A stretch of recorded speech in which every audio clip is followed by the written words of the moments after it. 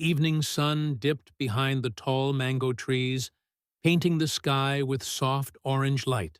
Music floated through the small yard where family and neighbors gathered. Colorful fabrics hung across bamboo poles, and a single cake sat proudly on the wooden table. Zawadi stood near her father, Baba Mosi, her smile wide and full of excitement. It was her 18th birthday, the day she had dreamed about for months. Baba Mosi, known across the village for his laughter, stood tall in the middle of the yard, holding a tin cup filled with juice. His deep, rolling laugh filled the air as he teased the guests, telling old jokes that made everyone's stomach hurt from laughing. Even the shy children couldn't resist smiling. "Zawadi," he called, eyes shining. "When you were born, you didn't cry. You laughed.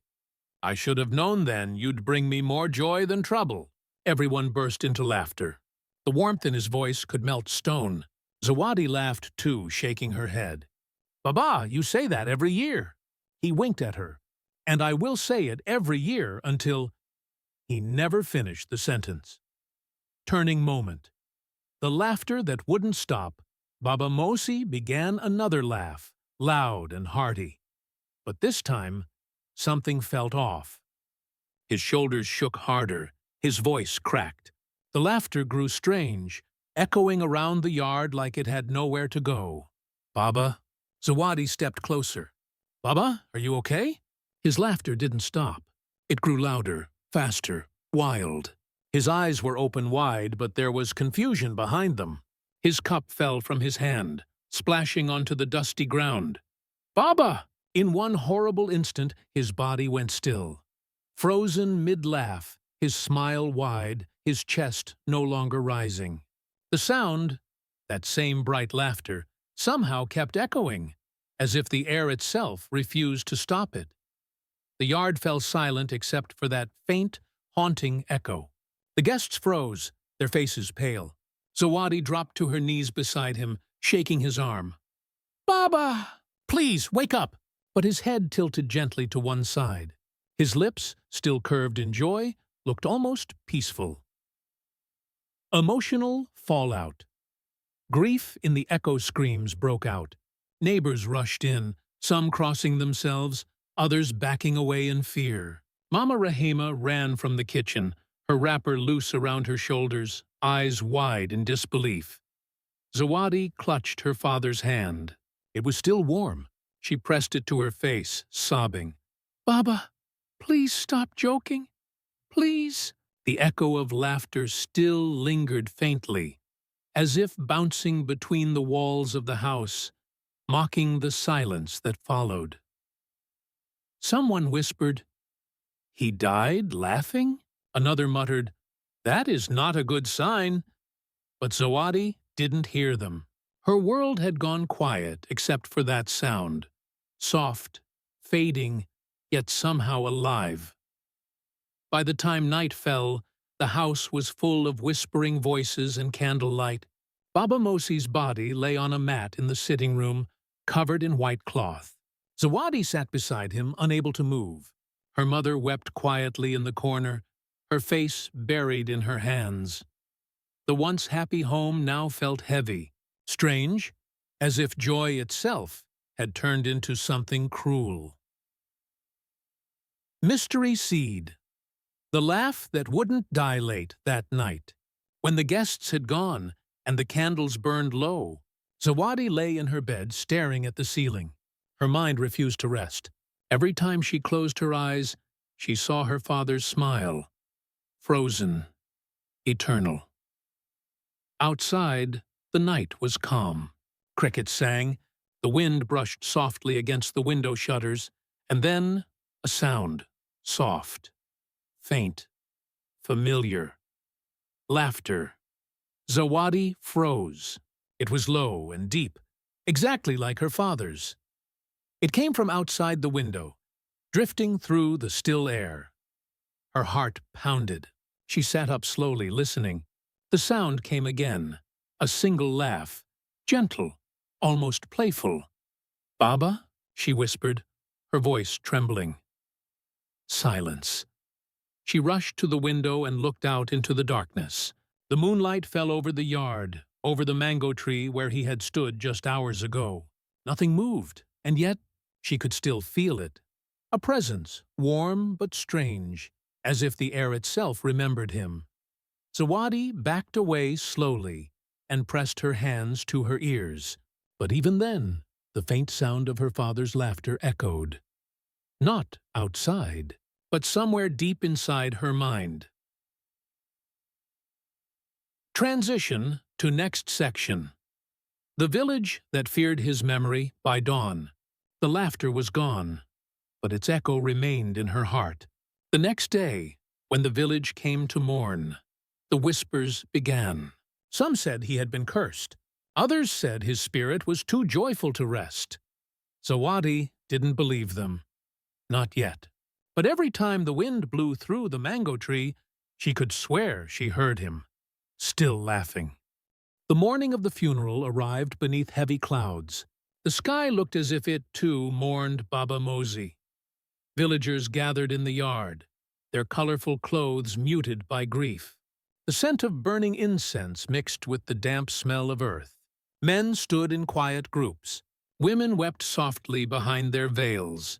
Zawadi sat beside the coffin, her eyes swollen from crying. She hadn't slept since the night her father died. She still felt his laughter ringing in her head, faint, like an echo trapped in her chest. When the village pastor began to speak, his voice trembled. Baba Mosi brought joy wherever he went. His laughter healed hearts. Today, we return him to the earth, and we pray his spirit finds rest. But not everyone believed he would. Behind the rows of mourners, old women whispered. They say he died laughing, one murmured. Yes, another replied. A soul that dies with laughter cannot sleep. The spirit still lingers. Zawadi heard them. Her hands trembled. She wanted to shout that they were wrong, that her father was not cursed, only kind, only human. But her throat felt tight. When the coffin was lowered into the ground, the echo of the final shovel of dirt seemed to hum with something strange. A faint vibration, like a note of laughter carried by the wind. Mama Rahema placed a flower on the grave, whispering, "Sleep in peace, my husband." But Zawadi couldn't bring herself to say goodbye. She turned away, tears burning down her cheeks. Zawadi's grief, the laughter that wouldn't let go. The days after the funeral moved slowly, like heavy shadows crawling across the walls. The house felt emptier than ever. Yet, somehow, not quiet. Each morning at dawn, just before the sun broke over the hills, Zawadi would hear it. A faint laugh drifting from the backyard. Not loud, not frightening, but real. Sometimes it came again at dusk, soft and teasing, as if someone stood just beyond sight. At first, she thought it was her imagination, her grief playing tricks on her mind. But the sound grew familiar. It wasn't just laughter. It was his laughter. Deep, warm, and impossible to forget. "Baba," she whispered one evening, standing by the mango tree where he used to sit. "If that's you, please stop. You're scaring Mama." The leaves rustled gently. The wind brushed against her cheek, and for a heartbeat, she could swear she felt a hand there. Mama Rahema refused to believe it. "You're hearing things," she said firmly. "You miss him too much. That's all." But the villagers didn't need proof to decide their truth. They began to avoid the house. Children stopped coming to play. Men turned their faces away when passing the gate. They called it the House of the Laughing Dead. Strange occurrences. When the echo grew stronger, it started small. One night, the radio in the corner crackled to life by itself. It was past midnight. Zawadi sat up in bed as a strange sound filled the room. Soft static at first, then a faint laugh buried inside the noise. She froze. The laugh repeated, muffled, distant, but unmistakable. "Baba?" She rushed to turn off the radio, her hands shaking. But even after it went silent, the sound stayed in her ears. Another night, the chickens in the yard began to cry out all at once, flapping their wings wildly as if something invisible passed through them. When Mama Rahema ran outside, there was no one there. Only the echo of something that might have been a chuckle in the dark. Neighbors began talking. "They say his spirit walks at night," one man told another. "He's laughing because he's trapped between worlds." By the end of the week, no one dared visit the house after sunset. Psychological conflict. The fear within Zawadi tried to fight the fear. She began writing down every strange thing that happened. The times, the sounds, the weather. She wanted proof, something real to hold on to. One evening, she borrowed her friend's old phone and decided to record the sound. She waited by her window, heart pounding, the recorder running, and then it came. Faint laughter, drifting again through the night. Her hands trembled, but she pressed stop and played it back immediately. Nothing, only silence. No laughter, no wind, no proof.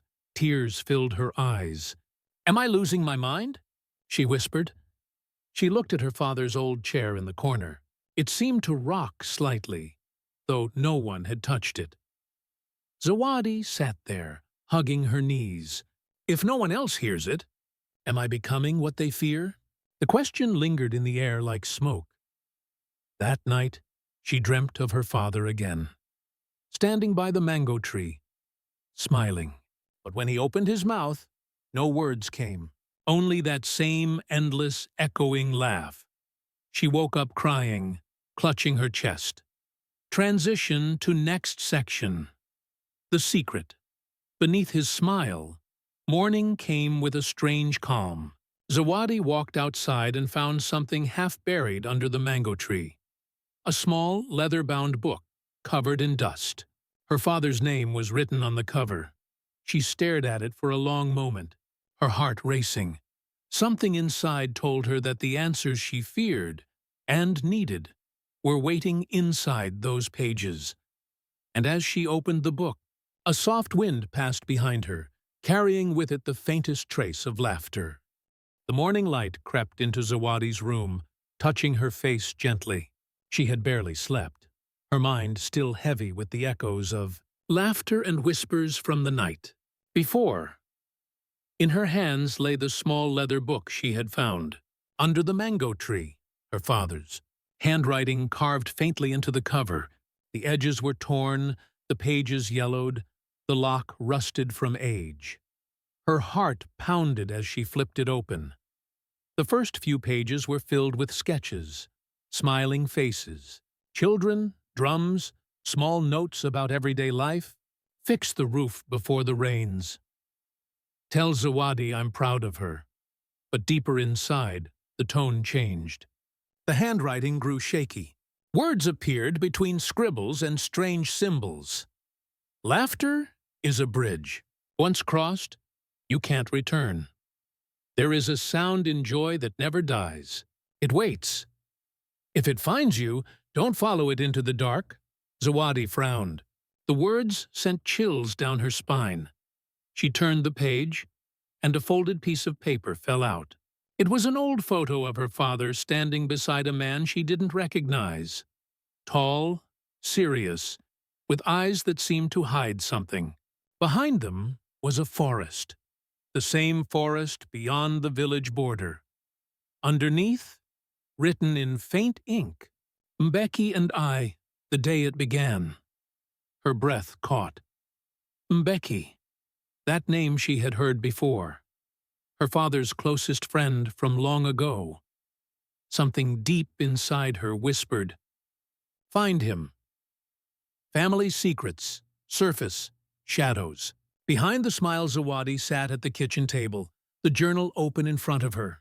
Her mother, Mama Rahema, entered quietly, her face pale from lack of sleep. "Mama," Zawadi said softly, Why didn't you tell me Baba had this? Mama Rahema froze, her eyes fixed on the journal. Where did you find it? Under the mango tree. Her mother's shoulders tensed. She sat down slowly, not touching the book. Your father used to write when the nights were heavy. But those pages, she shook her head. They only brought fear. Zawadi leaned forward. What do they mean? He wrote about laughter being a bridge, about something waiting in the dark. Mama, what was he hiding? Mama Rahema's voice trembled. There were things he couldn't explain. Nights when he would wake up laughing, not from joy, but pain. He'd say, if I ever die laughing, lock the doors and don't look back. I thought it was just dreams. But maybe, her voice broke, maybe he knew something was following him. Zawadi felt her throat tighten. Following him? Her mother nodded slowly, tears in her eyes. After your brother died, your father changed. He went into the forest one evening, saying he needed to find peace. When he came back, he was different, smiling again, but not the same smile. His laughter sounded hollow, too loud, too long. The memory made the air between them heavy. Zawadi stared at the journal again. He found something in that forest. Mama Rahema reached across the table, gripping her hand.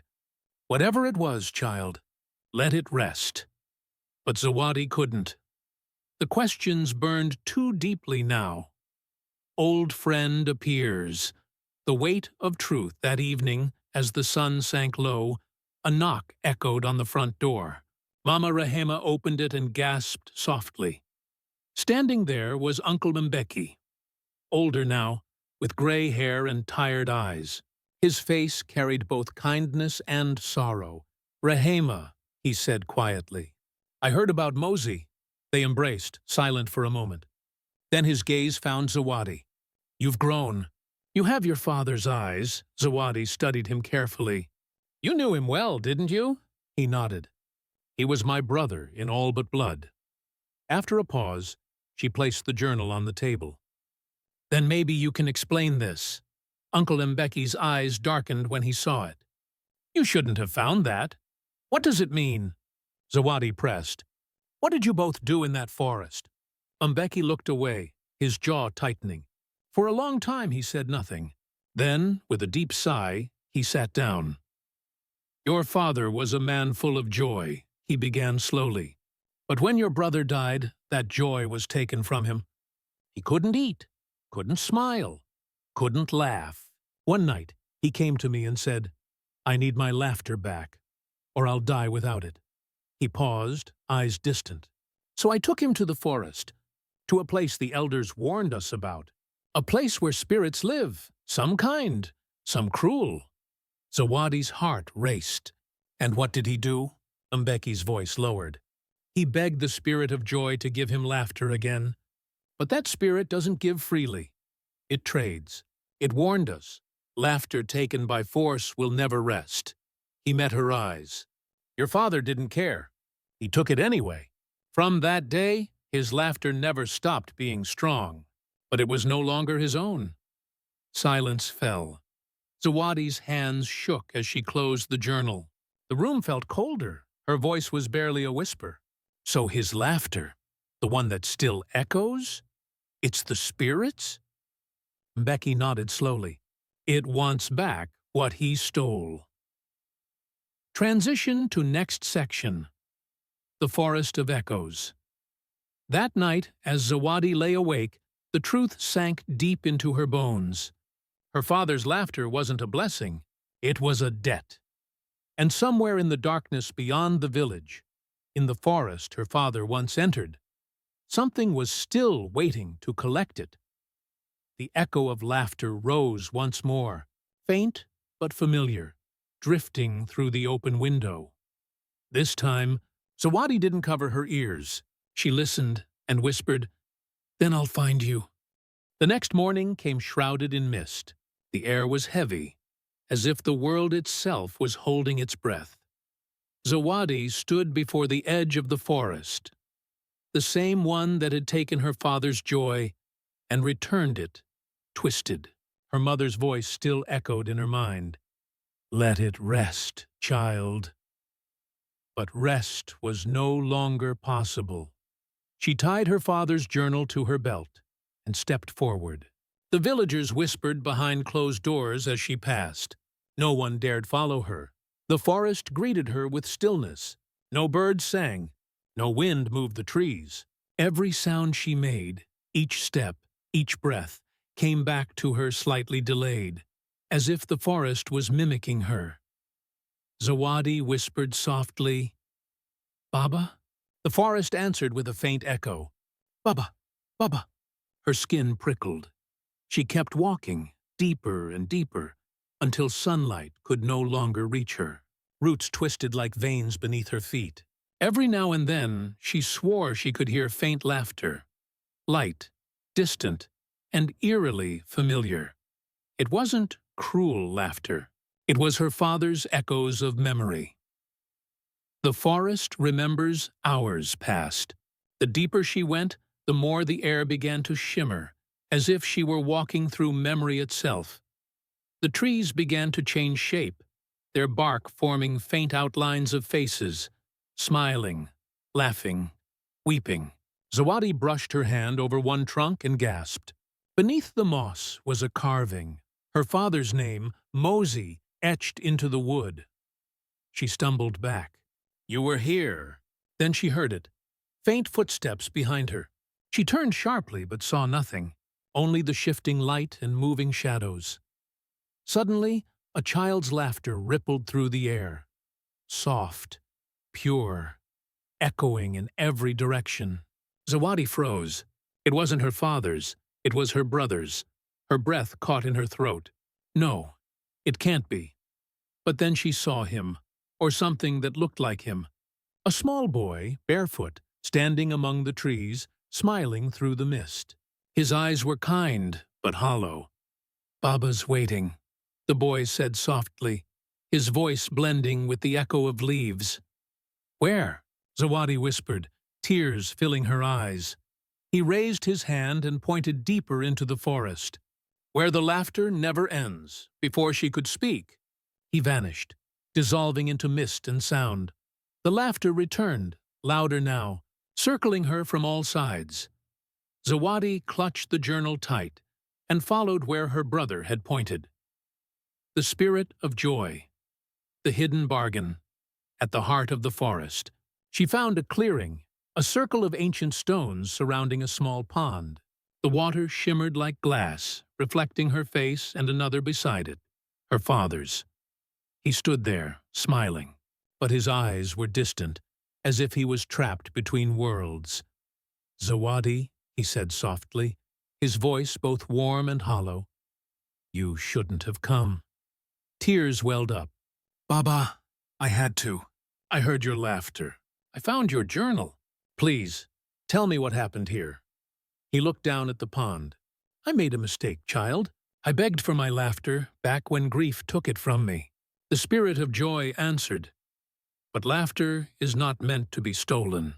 It belongs to all, not one. So now it lives on, even after me." Echoing, Zawadi shook her head. "Then let me give it back. Let me free you." Her father's smile faded. "The spirit doesn't take gifts, my child. It takes balance." As he spoke, the surface of the pond rippled. From beneath, a shape emerged, a figure made of light and shadow. Neither man nor woman, its face shifting like smoke. Its voice came from everywhere at once. "He took what was not his. His laughter became mine. Will you trade for him, child of sorrow?" Zawadi stepped forward, heart trembling. "If I must," the spirit's form tilted, studying her. "Do you understand the cost? To silence his laughter, yours must echo in its place." Her father cried out, "No, you can't," but Zawadi's voice cut through. "If it ends the curse, then yes." The spirit smiled, a sound like bells breaking. "Then the forest shall remember you." The choice and the silence light swirled around them. Zawadi felt warmth, then cold, then nothing at all. Her father's voice faded into distance, replaced by the sound of rain and a final whisper, "Laughter is a bridge. Once crossed, you can't return." The forest grew silent again. The echoes stopped. When the mist cleared, the pond was still. Zawadi was gone. Only her father remained, kneeling, tears streaming down his face. Real, human, free. For the first time in years, he could weep. Transition to next section. The laughter that lingers by dawn. The villagers found him at the forest's edge, alive but changed. He no longer laughed. He spoke softly of his daughter's courage and her sacrifice. Yet sometimes, when the wind passed through the mango trees, a gentle laugh could be heard, light, free, and full of peace. The forest had kept its promise, and Zawadi's laughter, pure and eternal, now lived between the worlds, echoing not in sorrow, but in love. The morning after Zawadi disappeared, the village awoke to a quiet it had never known before. No echoes danced through the hills. No strange laughter drifted from the trees. The air felt lighter, yet emptier. Mosi, Zawadi's father, sat outside his home beneath the same mango tree where her journey began. The forest loomed in the distance, still and peaceful. He could feel her presence there, not in sound, but in silence. For the first time in years, he could breathe without fear. The curse had lifted, but peace came with a price he could not bear. Mama Rehema sat beside him, her eyes red from weeping. "You found her?" she asked softly. He shook his head. "No, but I found my tears again." He reached into his coat and pulled out the small leather journal, the one Zawadi had carried.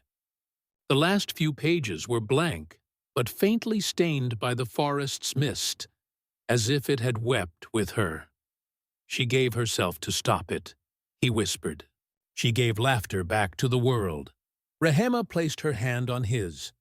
"Then her voice still lives, Mosi." "Somewhere," he nodded slowly. "Yes, in every smile that's honest, in every laugh that comes from love, not pride." The wind moved softly through the trees. For a moment, it almost sounded like Zawadi's laughter, gentle, real, and at peace. The father's redemption, healing through the silence, days turned into weeks. Mosi no longer avoided the village or the people who once feared him. Instead, he began to visit the children, fixing their kites, mending their drums, teaching them songs his daughter used to hum. At first, his voice trembled. The joy felt foreign, but slowly it returned, not as laughter, but as warmth. The villagers noticed. The fear that once surrounded his name faded, replaced by quiet respect. They began to visit again, leaving food, flowers, and candles by the mango tree, the place where Zawadi's laughter was last heard. One evening, Mosi gathered the village children and told them a story. "There was once a man who lost his laughter," he said softly. "He went into a forest to find it. But what he didn't know was that laughter doesn't belong to one person. It belongs to everyone who shares it in truth." A little girl raised her hand. "What happened to the man?" Mosi smiled faintly. "He learned that laughter is not meant to echo forever. Sometimes silence is the truest joy, because it means peace has finally come." The children clapped softly, not fully understanding, but feeling the calm in his words. That night, as the stars shimmered above, Mosi looked toward the forest and whispered, "Thank you, my child." Echoes of the past, a message for the future months past. The mango tree grew strong and heavy with fruit. Beneath it, Mosi carved something new. Not words of sorrow, but gratitude. For Zawadi, whose laughter freed the silence. Every year on the same day, the villagers gathered there. They brought drums, stories, and soft songs, not to summon her spirit, but to celebrate her courage. And as they sang, sometimes the wind would shift, carrying a light, playful laugh across the hills. It was never loud, Never frightening, just gentle, familiar. The elders would smile knowingly. "The forest remembers," they'd say. Children who had never met Zawadi would giggle and chase the sound, believing it to be magic. But Mosey knew it wasn't magic. It was love that refused to fade, the legacy of laughter. A father's last smile years. Later, when Mosey grew old and gray, he returned once more to the forest's edge. He carried the journal with him, now filled with new pages, written in his hand. He sat beneath the trees and spoke softly into the quiet. "I used to think laughter was a gift we earned," he said. "But it's not. It's a gift we share, and you, my daughter, reminded me what it truly means." The forest was still. Then, from somewhere deep within, came a faint echo. One final laugh, like sunlight breaking through clouds. Mosey smiled, tears streaming down his face. "I hear you," he whispered, "and I'm coming home." When the villagers found him the next morning, he was sitting peacefully beneath the tree, eyes closed, a small smile on his lips. The journal lay open beside him. On the last page, in trembling handwriting, were the words, "The echo has ended, but her laughter lives in us all." Transition to final section. The echo never stopped. The story of Mosey and Zawadi became a legend, told by mothers to their children when storms came, and by elders beside fires when nights grew long, and even generations later, when no one remembered the faces or names, the forest still whispered with laughter, not haunting or hollow, but soft and kind, because some echoes aren't curses. They are love refusing to die. Time, like the tide, carried the village forward. Seasons changed. Faces aged. The story of Baba Mosey and his daughter, Zawadi, became something whispered on quiet evenings, a tale told to children who never met them, but who felt their presence in the laughter that still floated through the hills. The mango tree they once sat beneath grew tall and wide, its branches stretching toward the forest. Every year, it bloomed brighter, as if fed by memory itself. Beneath it lay two graves, side by side, marked by simple stones and the words, "They laughed, they loved, and they freed the silence." No one feared the sound of laughter anymore. It had returned to being what it was always meant to be, a reminder of life, not a shadow of death. Zawadi's legacy, the city lights and the stage. Many years later, far from the quiet of her village, in a city full of light and noise, a young woman named Zawadi Mosey stepped onto a small stage. She was not the same Zawadi, but her granddaughter, named in honor of the girl who gave laughter back to the world. The crowd murmured as she adjusted the microphone. The light above her glowed warm, like the sun that once shone over her grandmother's forest. She smiled, a nervous, genuine smile, and said softly, "My grandmother used to say, laughter can heal anything, even silence." The audience chuckled, already charmed. She continued, telling stories, funny, honest, full of heart. Stories about family, love, and the things people lose when they stop listening to each other. Her jokes carried something deeper. Not just humor, but healing. People didn't just laugh. They felt lighter, as if each sound carried away a little pain. And when the laughter rose around her, echoing softly through the hall, she closed her eyes for a moment. For just a second, she could swear she heard another laugh join in. Deeper, warmer, older. Her father's, her grandmother's, the echoes that never stopped. The eternal connection. What laughter really means after the show. Zawadi walked home through the quiet streets. She carried her grandmother's old leather journal in her bag, passed down through generations. Its pages were worn, fragile, but filled with laughter written in words. She often read one line before every performance: "Laughter is love, even when it hurts." It reminded her that laughter was never about forgetting pain. It was about facing it and choosing to smile anyway. As she walked beneath the city's glowing lamps, the wind shifted. It wasn't cold. It was soft, like a whisper. And then she heard it, that same familiar sound, faint but clear. A laugh. She stopped walking, her eyes filled with tears. "I know," she whispered into the air. "You're still here." The wind brushed past her again, not eerie, not haunting, but warm, like a hug made of sound. And for the first time, she didn't cry out of sadness. She laughed, softly, truly. The kind of laughter that heals, the circle completed. Where echo meets peace back in the village, the forest still stood, older, calmer, at peace. Children played near the mango tree, chasing butterflies, their laughter rising freely into the sky. An elder sat nearby, telling the old story again, of the man who died laughing, and the girl who gave laughter back. The children always asked the same question: did the laughter ever stop? And the elder always smiled, eyes bright with memory. "No," he said gently, "it never stopped. It just learned how to live."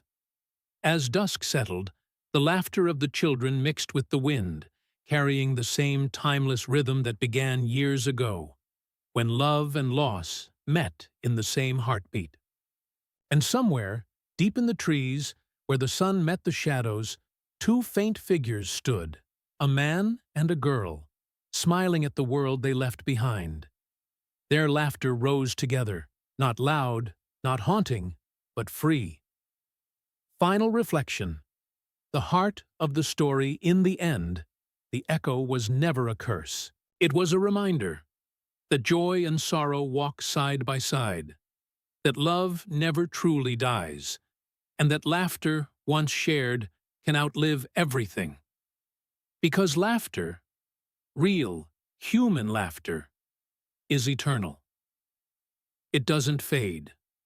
It transforms. It heals. And as long as someone, somewhere, laughs with love in their heart, the echo will never stop.